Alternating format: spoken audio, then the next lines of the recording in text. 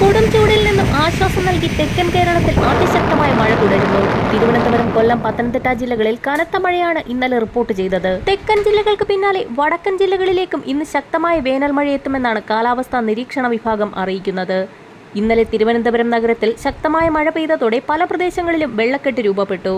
അടുത്ത 5 ദിവസത്തേക്ക് ഈ മേഖലയിൽ മഴ തുടരുമെന്ന് പ്രതീക്ഷിക്കുന്നു.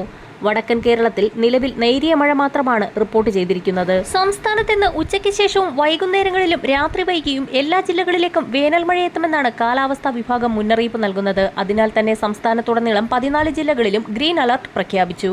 അതേസമയം വരും മണിക്കൂറുകളിൽ മലപ്പുറം, കോഴിക്കോട് ജില്ലകളുടെ വിവിധ പ്രദേശങ്ങളിൽ ഒറ്റപ്പെട്ട മഴയ്ക്ക് സാധ്യതയുണ്ടെന്ന് മുന്നറിയിപ്പിൽ വ്യക്തമാക്കുന്നു. ശ്രീലങ്കൻ തീരത്ത് രൂപപ്പെട്ട ചക്രവാത ചുഴിക്കൊപ്പം കിഴക്കൻ കാറ്റ് ശക്തി പ്രാപിച്ചതാണ് നിലവിൽ കേരളത്തിൽ മഴ നൽകുന്നത് അനുകൂലമായ അന്തരീക്ഷ സ്ഥിതി ഒരുങ്ങാൻ കാരണമായിരിക്കുന്നത്. മഴയ്ക്കൊപ്പം മണിക്കൂറിൽ 55 മുതൽ 65 കിലോമീറ്റർ വരെ വേഗതയിൽ അതിശക്തമായ കാറ്റിനും ഇടിമിന്നലിനും സാധ്യതയുള്ളതിനാൽ പൊതുജനങ്ങൾ ജാഗ്രത പാലിക്കണമെന്ന് ദേശീയ ദുരന്ത നിവാരണ അതോറിറ്റി മുന്നറിയിപ്പ് നൽകി.